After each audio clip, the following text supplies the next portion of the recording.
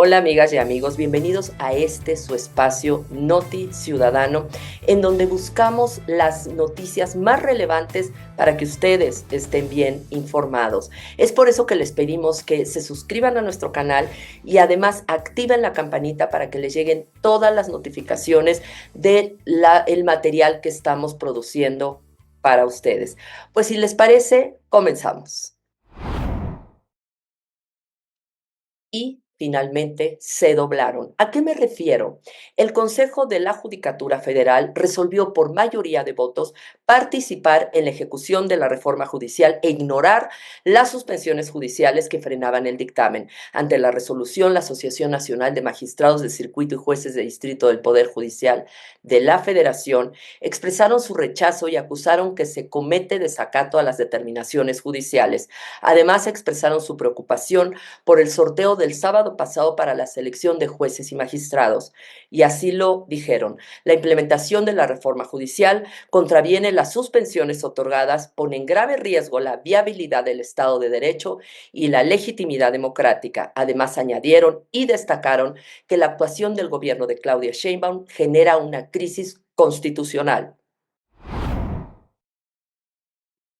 Y en verdad esto es un escándalo, cómo han escalado el nivel de violencia en el país. Y ahora estamos frente a un inhumano y cruel espectáculo que exhibe las macabras escenas a las que pocos reaccionan, como es el caso del alcalde de Chilpancingo Guerrero, Alejandro Arcos Catalán, quien fue asesinado 6 días después de asumir su cargo para el periodo 2024-2027. Este hecho ocurre luego de que asesinaron al secretario general del Ayuntamiento de Chilpancingo, Francisco González Tapia Gutiérrez, quien tenía apenas 3 días en su cargo. Es decir, están asesinando a los que toman el cargo y que no son parte del crimen organizado. De acuerdo con el medio Amapola, la Fiscalía General del Estado de Guerrero confirmó que el presidente municipal fue asesinado y decapitado.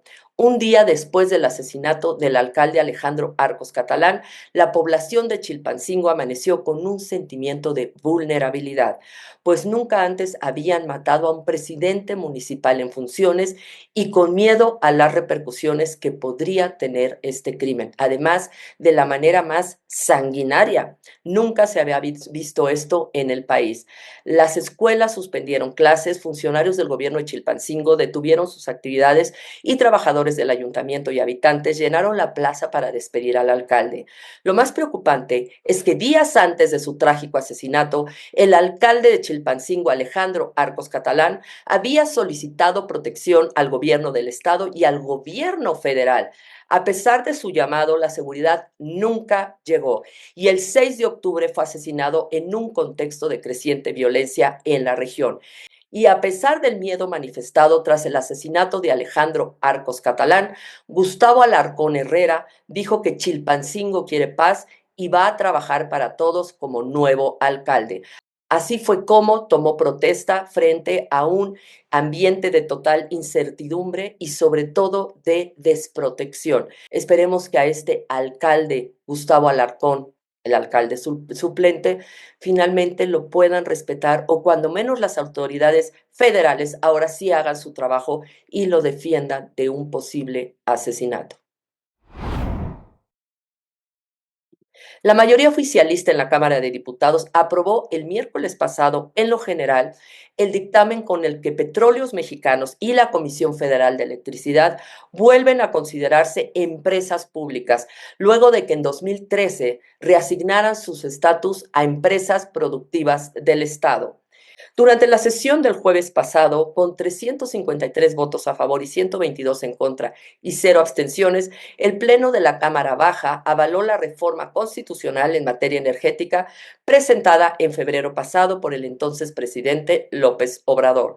La iniciativa promueve modificaciones a los artículos 25, 27 y 28 de la Constitución, mismos que abordan las áreas y empresas estratégicas del país, así como el manejo de litio y de los servicios de Internet. Dos empresas que nos han costado dinerales, que están quebradas y que dan un servicio pésimo, pues ahora van a convertirse en monopolio donde nosotros poco tendremos competencia que nos puedan dar mejores servicios. En la discusión, el diputado panista César Augusto Rendón García criticó que regresar a CFE y a Pemex el estatus de empresas públicas refuerza el control estatal, además de generar un deterioro en la calidad de los servicios. La emesista Claudia Gabriela Salas Rodríguez también se manifestó en contra de la reforma porque en ella no se establecen los detalles de cómo se va a regular la inversión privada.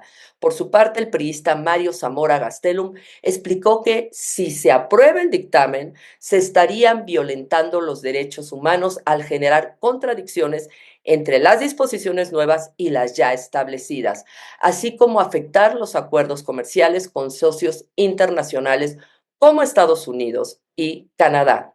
Para especialistas en medio ambiente, la reforma energética aprobada en la Cámara de Diputados es de luces y sombras, pues por un lado, le apuesta a la estabilidad financiera de la Comisión Federal de Electricidad, la CFE, y Petróleos Mexicanos, Pemex, pero generará contaminación ambiental porque continúa en la dirección de consumir combustibles fósiles en lugar de fuentes de energía renovables. Ustedes recordarán que López Obrador quiso hacer esta reforma después de 2021 y no pudo hacerla, la detuvo la oposición, derivado de que él había perdido la mayoría calificada en la elección intermedia del 2021. Sin embargo, estaba pendiente el imponer esta reforma y por eso trabajó tanto finalmente para lograr esta mayoría inconstitucional y sobre todo fraudulenta para lograr imponer estas dos empresas que nos van a costar muchísimo a las y los ciudadanos y sobre todo va en contra de la posibilidad de que nosotros no solo podamos tener tarifas competitivas, sino también servicios de calidad. Y ahora dime, ¿te ha tocado un apagón en los últimos años? ¿Te alcanza para llenar el tanque de gasolina? ¿Puedes pagar las tarifas de Internet? Pues bien, Morena está aprobando una reforma para tener más control de los sectores estratégicos, eliminando la competencia y generando ineficientemente que encarezcan los servicios públicos. Pues bien, el dictamen que se discutió la semana pasada busca regresar a Pemex y a CFE el control total del gobierno, eliminando la competencia en sectores claves como la energía y el Internet. ¿Se imaginan ustedes nuevamente como en los 70? Esta reforma es un retroceso que afectará directamente los bolsillos de las y los mexicanos, porque habrá menos competencia y esto significa más gasto para la gente y peores servicios al no haber competencia. ¿Por qué la oposición no está de acuerdo? Porque ya hemos visto las consecuencias de una mala administración.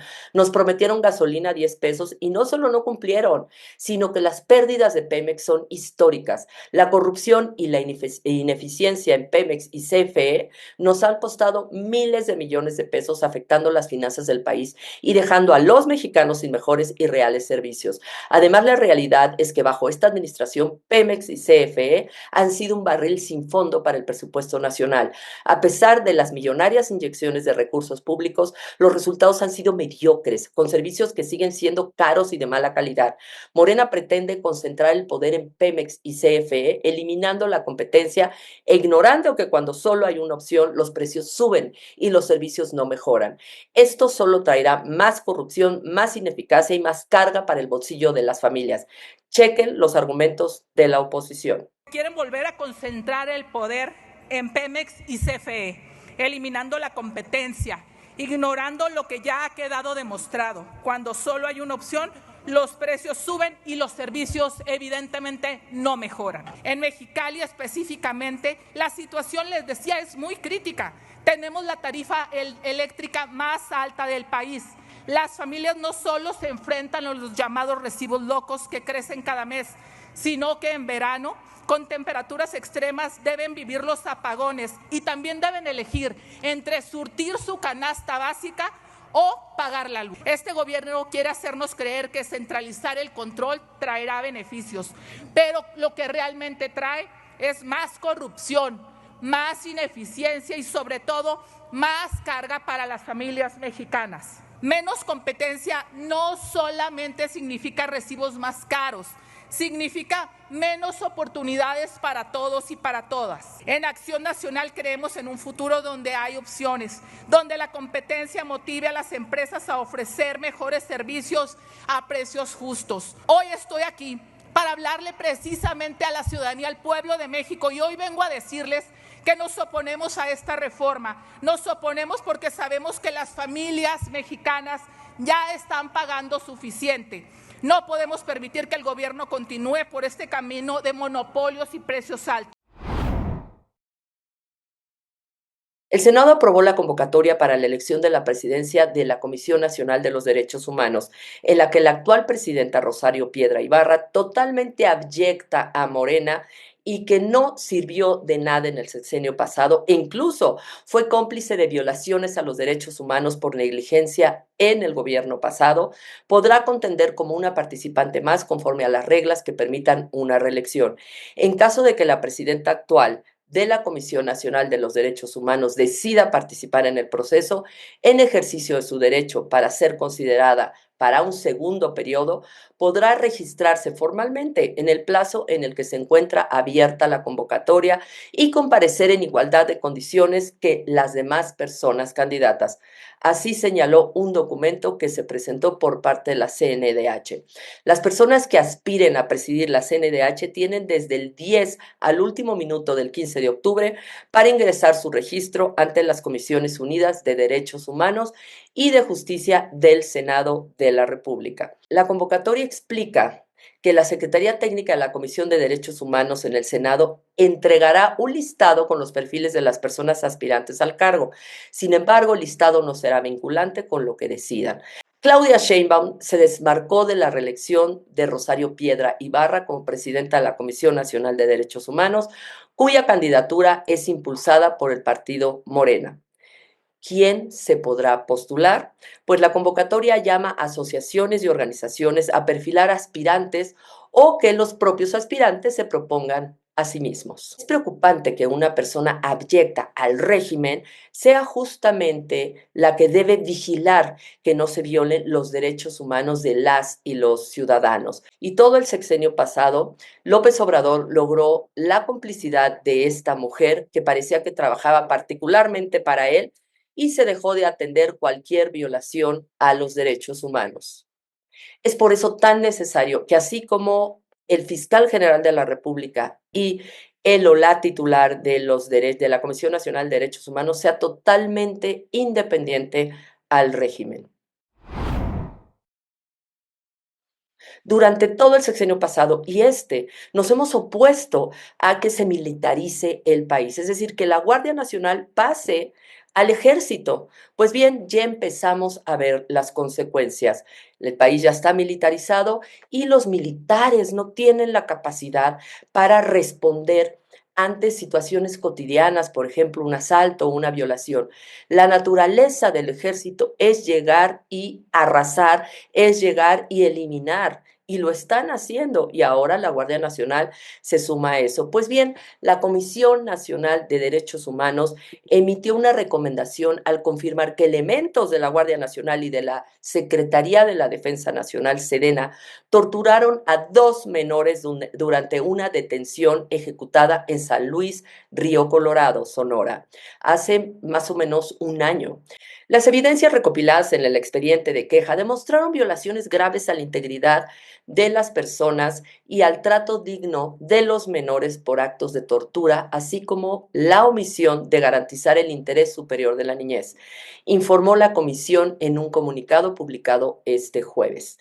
La comisión relató que la noche del 3 de julio de 2023, los elementos de la Guardia Nacional y militares entraron al inmueble donde se ubicaban las víctimas, las despojaron de sus pertenencias y agredieron con la intención de obtener información sobre actividades ilícitas, lo que les provocó múltiples lesiones en el cuerpo que posteriormente fueron corroboradas a través de certificados médicos especializados. Tras la recopilación de testimonios, la comisión informó que los funcionarios fueron responsables de actos de tortura, lo que contraviene de manera grave sus obligaciones y principios de actuación. Este es un simple ejemplo de los muchos que han sido denunciados por la violación a los derechos humanos de la Guardia Nacional y el Ejército. Y regresamos a la esencia del Ejército, los que deben hacer las investigaciones, como este caso que se presentó, son los ministerios públicos y las policías. Pero en este caso, cuando han debilitado tanto a las policías y se le ha dado tanto poder al Ejército, pues ocurren este tipo de actos contrarios a los derechos humanos. En sus primeros 6 meses de operación, el Tren Maya ha tenido una falla cada semana en sus vagones nuevos. Esto es inaudito porque nos costó miles y miles de millones de pesos. Información obtenida por Latinus vía transparencia revela que entre el 15 de diciembre de 2023, cuando el Tren Maya comenzó su recorrido con pasajeros, y el 24 de junio de este año, se han reportado 44 imprevistos de todo tipo. Obviamente todo esto lo denunciamos porque pone en riesgo la vida de los usuarios y no puede ser, es inaudito, es inaceptable que nos costó tanto dinero y ni siquiera sirve para mantener a la gente a salvo. Además, si nos fijamos justamente a qué se deben estas anomalías, desperfectos, fallas, justamente es porque están vinculadas las empresas a las cuales se contrataron. Y es cuando entra aquí el tema de corrupción, es decir, el clan que tanto han reportado Broso y Loret. Pues bien, de estos 63% de desperfectos técnicos en los trenes que compró el gobierno federal al consorcio formado por las compañías Alstom, Bombardier, GAMI, Ingeniería, Instalaciones y Construcciones Urales, justamente se deben a que estas están vinculadas con el clan. La pérdida de potencia es el problema más frecuente en las máquinas que impulsan los vagones, aunque también se ha presentado sobrecalentamiento de motores y fallas en neumáticos y desconexiones de la comunicación satelital, de acuerdo con los datos entregados por la empresa estatal Tren Maya SADCB, y se supone que todo es nuevo. Otros incidentes reportados en los primeros 6 meses son por fallas de equipos en mal estado, objetos encontrados en las vías y derrumbes.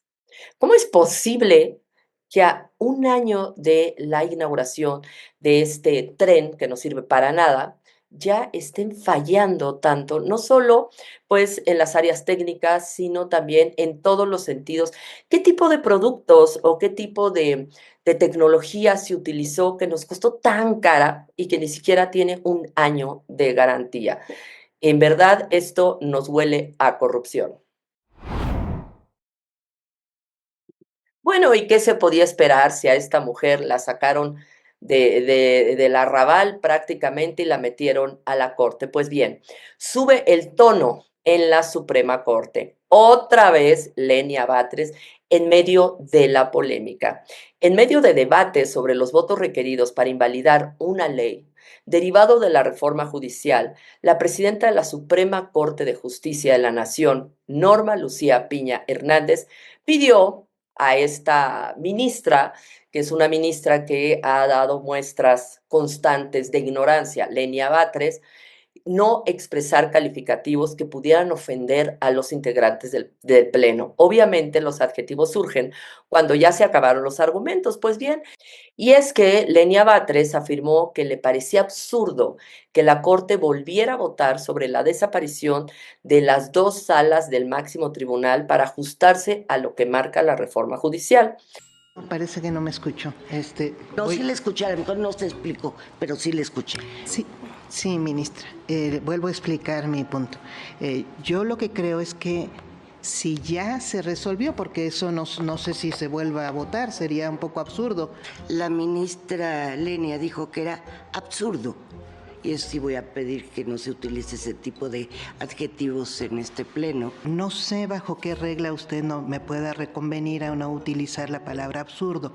Me parece que es inadecuado y sí tendríamos que ponernos de acuerdo muy bien en cuáles son los límites de la libertad de expresión argumentativa. Yo como rectora de la discusión, sí, y sí, así lo considero por los integrantes. A mí en lo personal no me afecta, pero por los mismos integrantes, de llevar una sesión sin ofendernos o sin... No hay ofensas, ¿Me ministra. permite, por favor?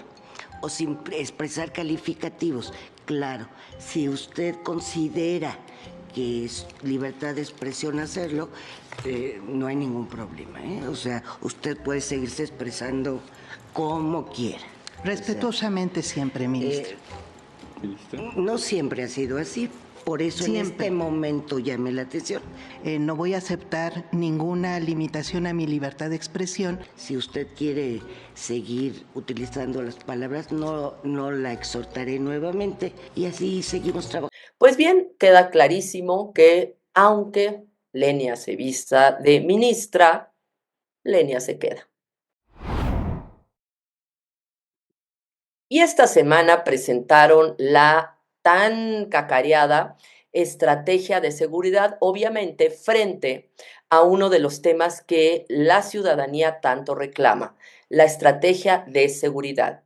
Esta estrategia de Claudia Sheinbaum no cambia absolutamente nada, es exactamente igual que la de su antecesor, complicidad y protección al crimen organizado.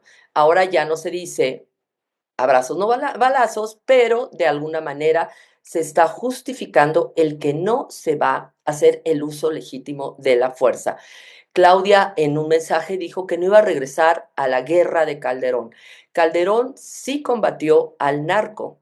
Estos le dan un apapacho y de hecho se enojan con Estados Unidos porque Estados Unidos se está poniendo orden y lo culpan de la violencia en Sinaloa porque ellos habían mantenido una pax narca en complicidad con los narcos y desgraciadamente la violencia sigue siendo la realidad más preocupante en México. Actos violentos continúan ocurriendo en todo el país. Las disputas entre cárteles del narcotráfico por el control del territorio y rutas de tráfico de drogas generan enfrentamientos armados, homicidios, secuestros y extorsiones en varias regiones del país. Los estados más afectados son Guanajuato, Michoacán, Baja California, Zacatecas, Sonora, Chihuahua y Jalisco. Y por supuesto, en donde más vemos violencia es en Sinaloa.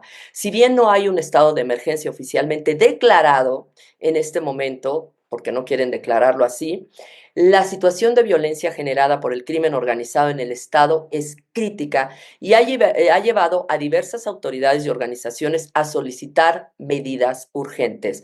Los enfrentamientos entre los grupos criminales, homicidios, desapariciones y extorsiones están a la orden del día y contra la población. Es por eso que la población vive una segunda pandemia. Pero ahora ya no es por el virus del COVID, sino por el virus del crimen organizado, quien los mantiene en sus casas y además los negocios cerrados y desgraciadamente están empezando a escasear todos los bienes, pues nadie quiere mandar camiones porque seguramente serán robados, vaciados e incendiados. Esta violencia genera miedo e inseguridad en la población, afectando la vida cotidiana, la economía y el desarrollo social. La violencia se concentra principalmente en Culiacán y Mazatlán y la zona serrana del estado, pero puede extenderse a otras áreas. Diversas organizaciones de la sociedad civil han solicitado al gobierno declarar un estado de emergencia para atender la crisis de seguridad, pero estos se niegan a aceptar que ya llegaron a ese nivel y sobre todo siguen minimizando los hechos. Argumentan que la violencia ha rebasado la capacidad de las autoridades locales y que se requieren medidas extraordinarias para restablecer el orden y la paz. Entre las medidas solicitadas se encuentran el despliegue de fuerzas federales, el fortalecimiento de las instituciones de seguridad y la implementación de programas sociales para atender las causas de la violencia.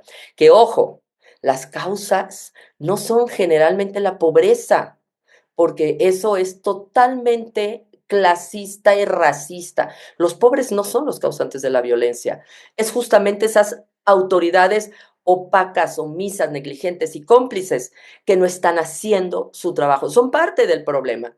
Y el gobierno, como parte del manual de la 4T, minimiza, culpa a otros de la violencia y procura no mencionar el tema, como es el caso de Sheinbaum, quien solo le ha dedicado unos cuantos minutos en sus conferencias de prensa, pero una sola vez, y lo que ha buscado es de que no se hable del tema. Otro de los puntos que no se vieron en esta estrategia es la violencia de género, ya que los feminicidios, la violencia doméstica y otros delitos contra las mujeres siguen en aumento, aunque dicen que ya disminuyó. En promedio, hay más de 10 mujeres asesinadas al día en este país.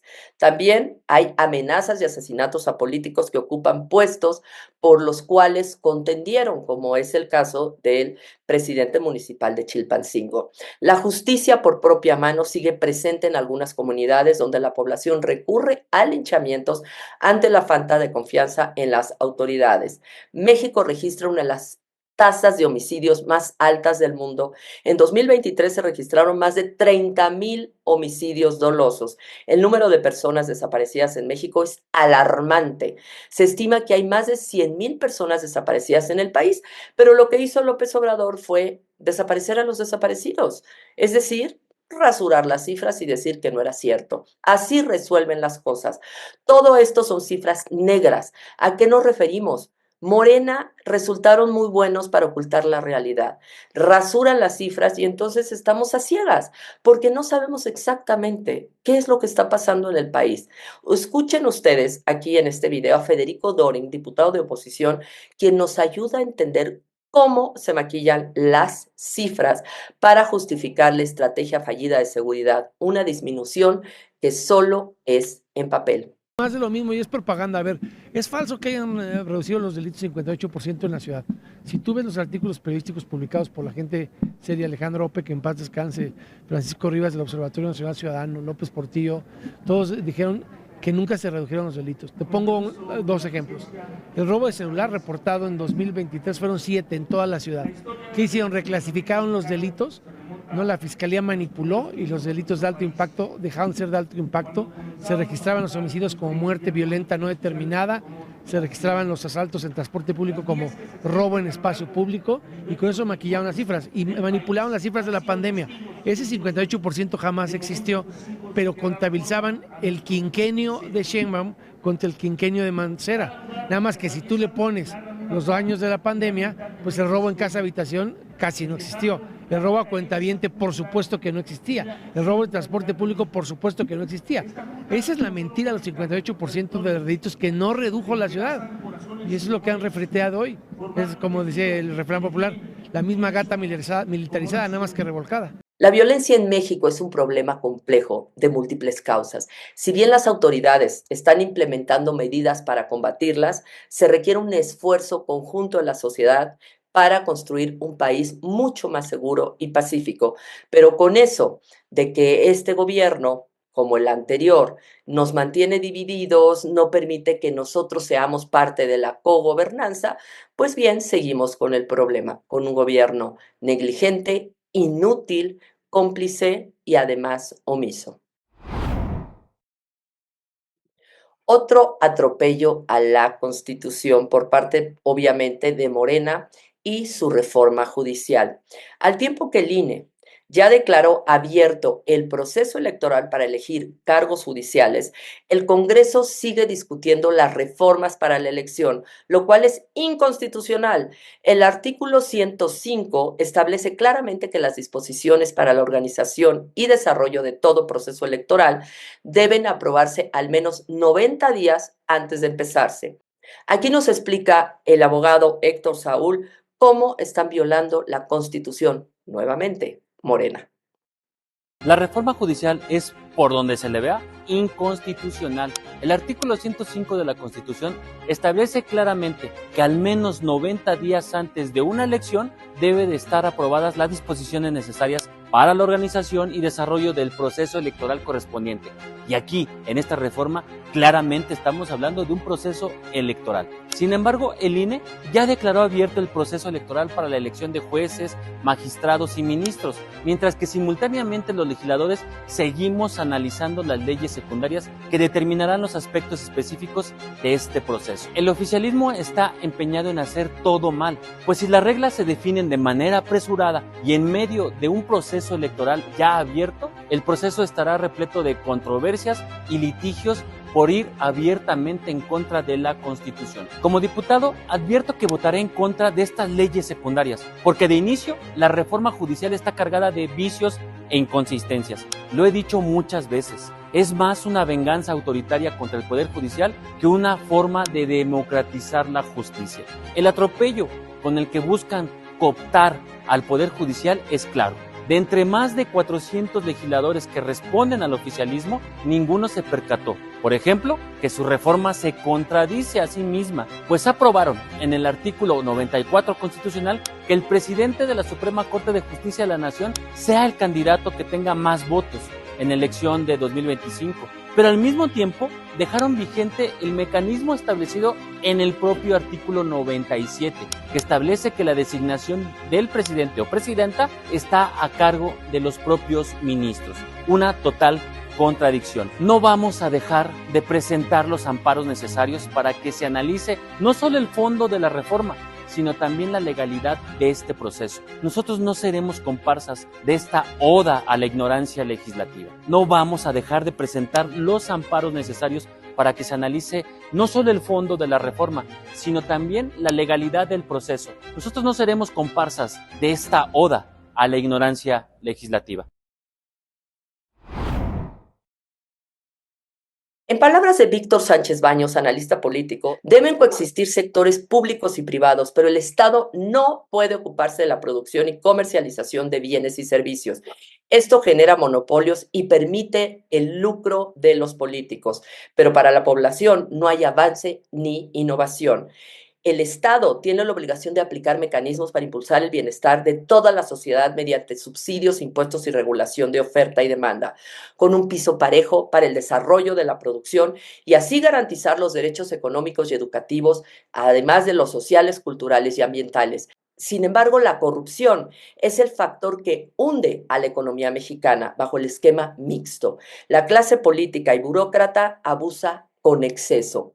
Estos sistemas funcionarían solo con políticos con ética, justicia social, la búsqueda del bienestar comunitario, que gestionen la sustentabilidad del medio ambiente, entre otros factores, que creen corrientes socialdemócratas, cuyos ejemplos de éxito son los países escandinavos como Noruega, Suecia y Dinamarca.